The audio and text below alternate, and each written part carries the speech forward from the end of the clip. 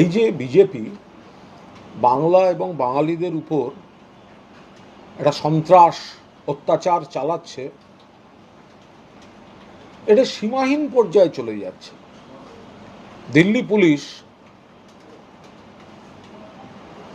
বাংলা ভাষাকে বাংলাদেশি ভাষা আখ্যা দিচ্ছে। আমরা যখন প্রতিবাদ করছি তখন বিজেপি নেতা অমিত মালব্য বিজেপি হয়ে দিল্লি পুলিশকে ডিফেন্ড করতে নামছেন, তারা গুলিয়ে দিচ্ছেন, কিন্তু দিনের শেষে আমাদের মাতৃভাষাকে বাংলাকে অপমান করছেন। এই অমিত মালব্য বলে লোকটি, ইনি লিখেছেন ওনার পোস্টে, Delhi police is absolutely right. বাবুন, দিল্লি পুলিশ কি বলেছে? বলেছে বাংলাদেশি ল্যাঙ্গুয়েজ, অর্থাৎ বাংলা ভাষা নয়, বাংলাদেশি ভাষা। Delhi police is absolutely right in referring to the language as Bangladeshi in the context of identifying infiltrators. অনুপ্রবেশের সঙ্গে মেলাচ্ছে। আরে বাংলা ভাষা, বাংলাদেশে যেটা আছে সেটা বাংলা ভাষা, বাংলাদেশি ভাষা বলে ভাষা নেই। 21শে ফেব্রুয়ারির ভাষা আন্দোলনের যে শহীদ, কোন ভাষার উপর? বাংলা ভাষার উপর। বাংলাদেশি ভাষা বলে কোনো ভাষা নেই। আবার ভারতবর্ষে আমরা যারা পশ্চিমবঙ্গে থাকি বা অন্য বাঙালি ভারতীয় নাগরিক, তারা যে বাংলা ভাষা বলি, আমাদের মাতৃভাষা, এটাকে ওরা বলছে অনুপ্রবেশের সঙ্গে গুলিয়ে দিচ্ছে। ওপার বাংলায় যদি কেউ বাংলা ভাষায় কথা বলেন, ভাষাটা বাংলাই থাকে, কিন্তু তিনি ঢুকছেন বৈধ না অবৈধ এটা দেখার দায়িত্ব কেন্দ্রীয় সরকারের, বিএসএফ এর। আপনারা ফেল করছেন, ভাষাকে অপমান করছেন কেন? পশ্চিমবঙ্গে যদি 2 জন ঢুকে থাকে, তাহলে ত্রিপুরাতেও তো 20 জন ঢুকেছে। সীমান্ত পাহারা দেওয়ার দায়িত্ব তো আপনাদের। ফলে অনুপ্রবেশের সঙ্গে বাংলা ভাষা, এই দুটোকে যেন মিলিয়ে দেওয়ানো হয়। এই লোকটি অমিত মালব্য, ইনি বলছেন, there is in fact no language called Bengali. Amit Malviya বলছে there is in fact no language called Bengali that neatly covers all these variants. বলছে বাংলার কোনো ভাষাই নেই। ভারতবর্ষের সংবিধান স্বীকৃত 22টা ভাষার একটা হচ্ছে বাংলা। শুধু এশিয়া নয়, গোটা পৃথিবীতে শক্তিশালী ভাষা। বিজেপির নরেন্দ্র মোদী বাংলায় যখন আসেন, প্রধানমন্ত্রী যখন বাংলায় আসেন, তাকে যখন ওই টেলিপ্রম্পটারে যে ভাষাটাকে 2 লাইন ঢুকিয়ে দেওয়া হয়, সেটা বাংলা ভাষা, বাংলাদেশি ভাষা নয়। তাহলে তো সেই প্রশ্ন আসবে যে পাকিস্তানের অধিকাংশ মানুষ হিন্দিতে কথা বলেন, অমিত মালব্য হিন্দিতে কথা বলেন, তাহলে কি অমিত মালব্য বাংলাদেশি, এই পাকিস্তানি? তা তো নন। তা আমরা তো এরকম রুচিহীন কাণ্ড কারখানা করছি না। আপনার মাতৃভাষাকে আমরা অপমান করছি না, আপনি আমাদের মাতৃভাষাকে কথায় কথায় অপমান করছেন কেন? এই বিজেপির লোকেরা বলছে বাংলা বলে কোনো ভাষাই নেই, এটা কোনো কথা? অমিত মালব্য যা করেছেন, বাংলা থেকে এর কঠোর জবাব আপনাদের মিলবে। দুঃখ প্রকাশ করুন। এবং এই অনুপ্রবেশ আপনাদের ব্যর্থতা, কিন্তু তার সঙ্গে বাংলা ভাষার কোনো সম্পর্ক নেই। আপনি বাংলা ভাষা, আমাদের মাতৃভাষাকে অপমান করছেন। এটা কোনো অবস্থায় বরদাস্ত করা হবে না।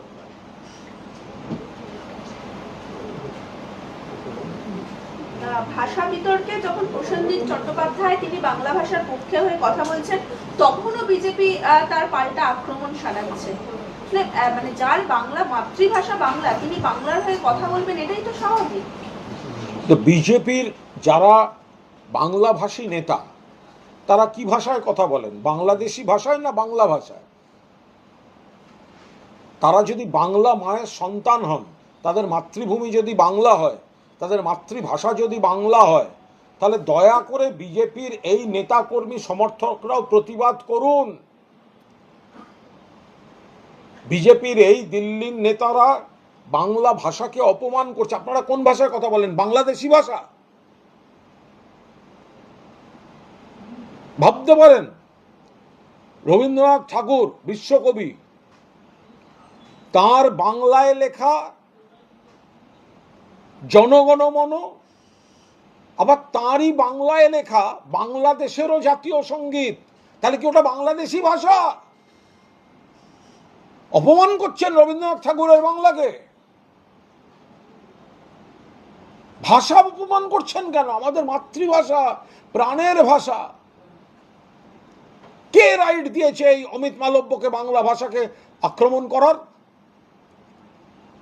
রাজ্য বিজেপির যে নেতারা বাংলায় জন্মগ্রহণ করেছেন এবং বাংলা ভাষায় কথা বলেন, প্রকাশ্যে বলুন আপনি বাংলা ভাষায় কথা বলেন না বাংলাদেশি ভাষায় কথা বলেন। ভাষার অপমান সহ্য করছেন বিজেপিতে আছেন বলে।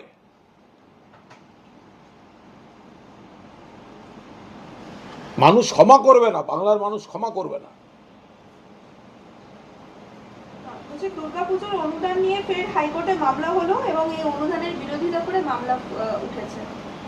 দেখুন, দুর্গাপুজোয় পুজো অর্থনীতিকে চাঙ্গা করার জন্য মমতা বন্দ্যোপাধ্যায় টাকা বরাদ্দ করবেন, যে টাকা আনুমানিক এবার প্রায় দুর্গাপুজোর অর্থনীতিটা 1,00,000 কোটি টাকা ছাড়িয়ে যাওয়ার একটা হিসাব আনুমানিক একটা আসছে, এবং তা থেকে বাংলার প্রায় 4.5 কোটি মানুষ উপকৃত হবেন।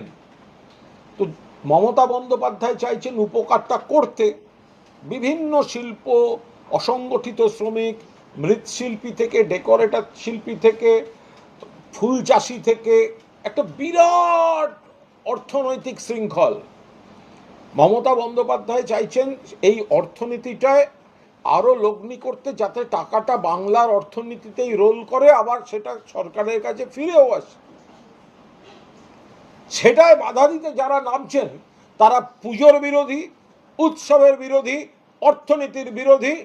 বাংলায় যারা পুজোর অর্থনীতি থেকে আয় করেন, বহু শ্রমজীবী মানুষ, বহু শিল্পী, বহু ব্যবসায়ী, তাদের বিরোধী। ফলে এই কিছু শ্রেণীকে চিহ্নিত করে রাখুন, এরা হচ্ছে গণশত্রু, এরা হচ্ছে গণশত্রু। পুজোর অর্থনীতি থেকে বিপুল সংখ্যক মানুষের রোজগার, কর্মসংস্থান, আয় বাড়ে। মমতা বন্দ্যোপাধ্যায় সেই অর্থনীতিটাকে আরো জোরদার করতে চান, আর সেইটা ঠেকাতে যারা যাচ্ছেন তারা এই মানুষগুলোর রোজগার বাড়ুক চায় না। বাংলার পুজো আজ আন্তর্জাতিক ঐতিহ্য, ইউনেস্কো চায় না এই গণশত্রুরা। ফলে যারা মামলা করতে গেছেন এদেরকে চিহ্নিত করে রাখুন। এদেরই অনেককে দেখবেন যারা বড় বড় কথা বলছে, পুজোর মরশুমে নিজেদের পার্টি পত্রিকা স্টল খুলে এই পুজো কমিটির পাশে বসে থাকবে। পুজো মানি না, পুজো অর্থনীতি মানি না, নিজেদের লাল পতাকা লাগিয়ে পার্টি স্টলটা পুজোর সময় কেন করেন বাবা? পুজোর সময় তখন স্টল করতে লজ্জা করে না? পুজো যদি খারাপ হয়, পুজোর ভিড় খারাপ হয়, পুজো অর্থনীতিতে যদি নজর না থাকে, তাহলে পুজোর সময় পুজোর ভিড়কে কাজে লাগাতে তখন স্টল করেন কেন? কি জন্য করেন? ওই 28 আগস্ট তৃণমূলের ছাত্র পরিষদের যারা এবার বলছে, যে সব পুজো কমিটি বলছে যে টাকা নেব না, রাজ্য সরকার সদিচ্ছা নিয়ে অর্থনীতির জন্য টাকা দিচ্ছে, যারা বলছে টাকা নেব না, তার আগে হিসাব দিন এতদিন তারা কোনো টাকা নিয়েছেন কিনা, যদি নিয়ে থাকেন ফেরত দিয়ে যান। এবং যারা টাকা নেবেন না তারা বিদ্যুতেও 80% ছাড় এবং অন্যান্য ফি মকুব কোনো অবস্থায় যেন তাদের জন্য প্রযোজ্য না হয়। রায়গঞ্জের বিদ্রোহী ক্লাব, এদিকে রানাঘাটের অভয়া ক্লাব, এরা টাকা নেবে না বলছে। যদি কেউ মনে হয় টাকা নেবে না, গতবার সব আপনাদের ব্রেকিংয়ে নাম তোলার জন্য অনেকে নিয়েছিল, এইসব বলেছিল, তারপরে তার মধ্যে অনেকে এসে তারপর নিয়ে গেছে। তার কারণ এই টাকাটা একটা সরকারের গভীর সামাজিক পরিকল্পনা, যেটা দিয়ে পুজো অর্থনীতিকে চাঙ্গা করা হচ্ছে। ফলে এই টাকাটা না নেওয়ার মধ্যে রাজনীতি আছে, কোনো বীরত্ব নেই। কিন্তু যারা নিচ্ছেন না, যদি অতীতে নিয়ে থাকেন টাকাটা ফেরত দিয়ে যান না। যারা নিচ্ছেন না এতদিন ধরে যদি নিয়ে থাকেন, গোটা টাকাটা ফেরত দিয়ে যান। বিদ্যুতের 80% ছাড়ও আপনারা নেবেন না ঘোষণা করুন, এবং বাকি যেগুলো মকুব হয়েছে সেগুলো আপনারা গ্রহণ না করে পুরো ফি দেবেন, সেটাও ঘোষণা করে দিন। 28 আগস্ট তৃণমূল ছাত্র পরিষদের প্রতিষ্ঠা দিবস, ওই দিনই কলকাতা বিশ্ববিদ্যালয়ের পরীক্ষা হবে। অস্থায়ী উপাচার্য যে সিদ্ধান্ত নিয়েছিলেন তাতে শিলমোহর দিয়েছে আজকে সিন্ডিকেট। দেখুন, সেটা তাদের বিষয়। আমরা মনে করি যে একটা বড় ছাত্র সংগঠনের কর্মসূচি, প্রতিষ্ঠাবার্ষিকী, বিপুল সংখ্যক ছাত্রছাত্রী যাবেন, সেদিন গুরুত্বপূর্ণ পরীক্ষা না রাখাই ভালো, সেই অনুরোধই করা হয়েছিল। ফলে যদি কারুর তাগিদ থাকে, প্রাথমিক তাগিদ থাকে যে অ্যাকচুয়ালি ওই দিনটাতেই ফেলতে হবে, যেমন বিজেপির বাদল অধিবেশন শুরু করতে হবে 21শে জুলাই, কারণ 21শে জুলাই তৃণমূলের শহীদ দিবস, ওই দিনই শুরু করতে হবে। তেমনি তাদেরই ধারক বাহক স্ট্রিমে যারা আছেন, তারা এরকম ধরে কবে কোন তারিখে কি, সেই তারিখেই পরীক্ষা ফেলতে হবে, এই হবে, বুঝে নিতে হবে অবস্থানগুলো সব। আজকে তৃণমূল কংগ্রেসের সাংসদদের নিয়ে বৈঠক বসেছিল মমতা বন্দ্যোপাধ্যায়, সেখানে অভিষেক বন্দ্যোপাধ্যায়কে লোকসভার দলনেতা করা হয়েছে। অন্যদিকে আবার কল্যাণ বন্দ্যোপাধ্যায় তিনি চিফ হুইপের পদ থেকে পদত্যাগ করেছেন। আমি এই মুহূর্তে এই বিষয়ে কোনো কথা বলবো না। অভিষেক বন্দ্যোপাধ্যায় একজন দক্ষ সাংসদ।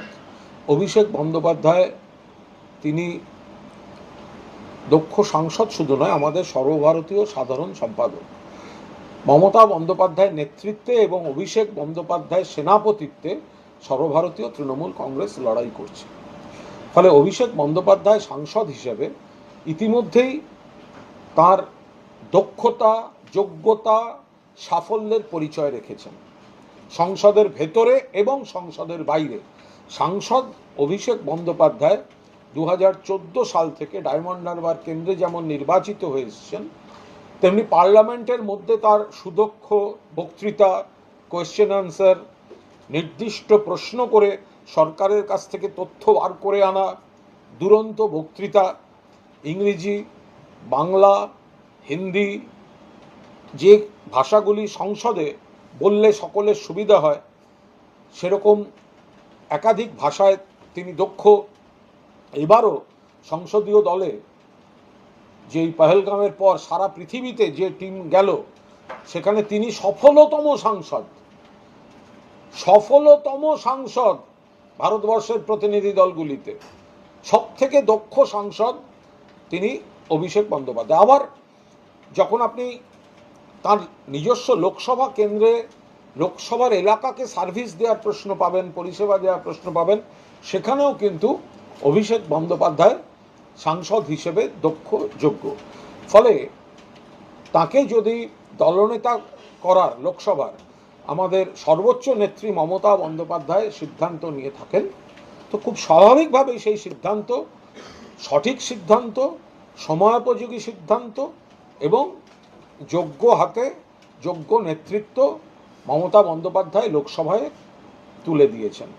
মমতা বন্দ্যোপাধ্যায়ের নেতৃত্বে, কারণ তিনি সংসদীয় দলের চেয়ারপারসন, মমতা বন্দ্যোপাধ্যায়ের নেতৃত্বে অভিষেক বন্দ্যোপাধ্যায় দলনেতা হিসেবে লোকসভায় দলকে আরো আরো আরো অনেক সক্রিয় করে তুলবেন বলে আমরা শুধু নই, গোটা দেশের সবকটি দল, এবং এটা বিজেপির জন্য একটা নতুন আতঙ্ক তৈরি হলো যে অভিষেক বন্দ্যোপাধ্যায় লোকসভায় দলনেতা, এটা বিজেপির জন্য আর একটা আতঙ্ক তৈরি হলো।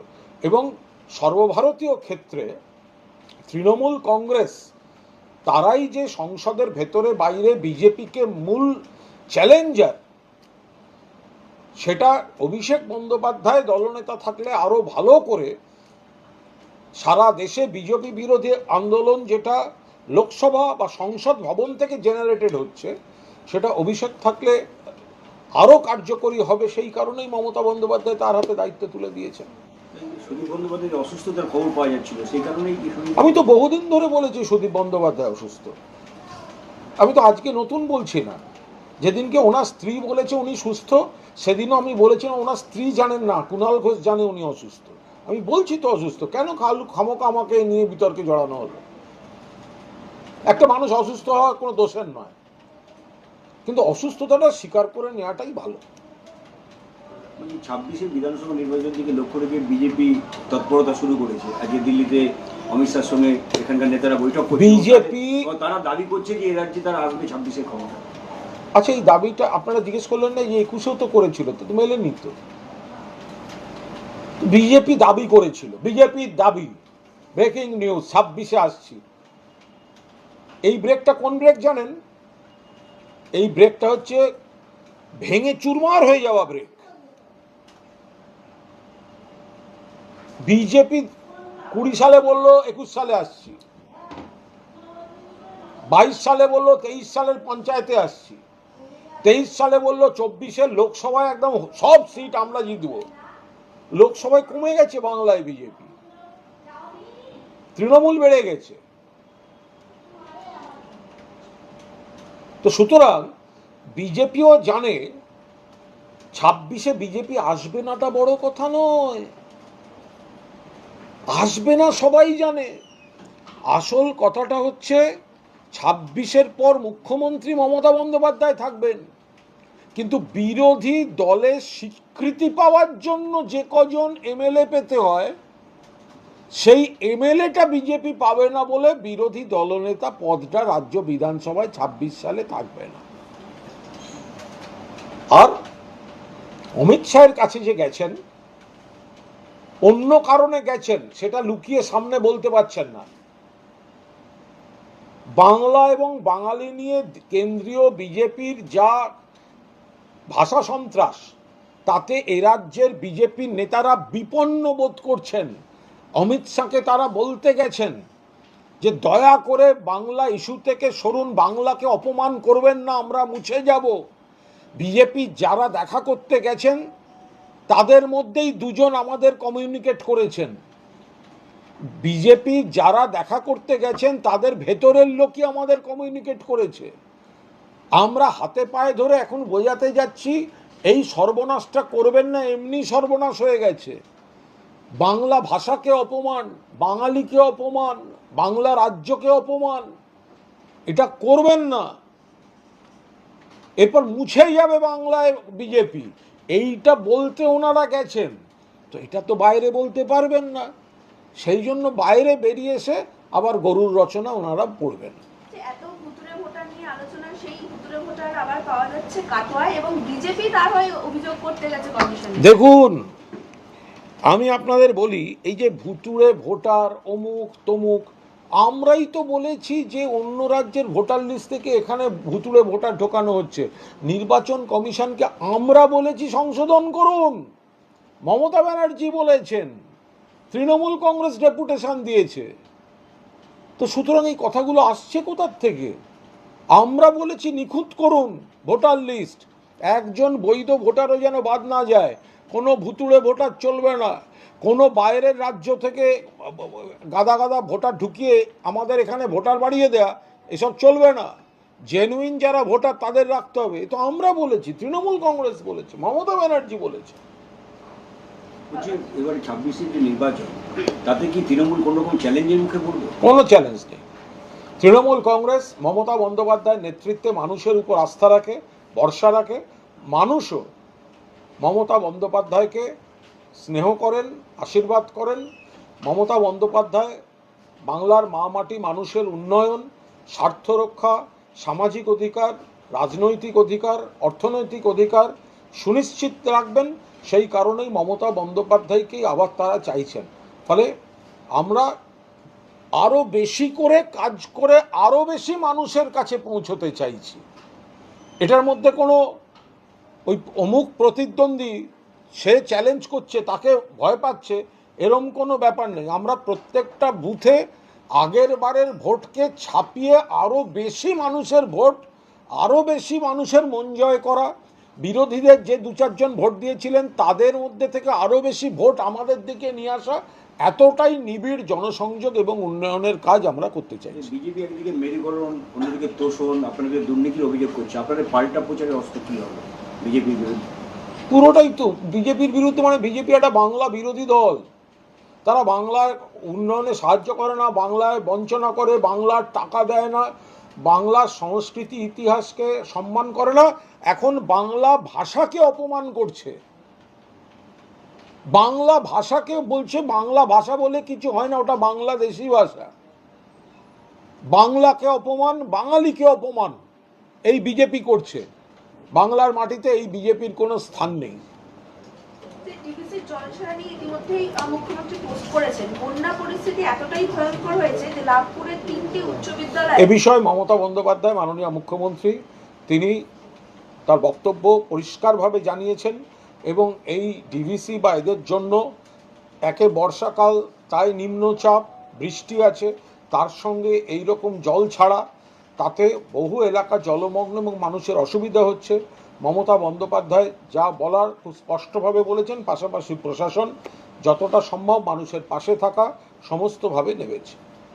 মুখ্যমন্ত্রীর সফরের আগেই গড়বেতায় রেল লাইনের রহস্যময় বিস্ফোরণ, মানে কি মাওবাদীরা কি ফের সক্রিয় হচ্ছে? কোথায়? Garhbeta rail line. এই নিয়ে কোনো মন্তব্য করবো না এখন।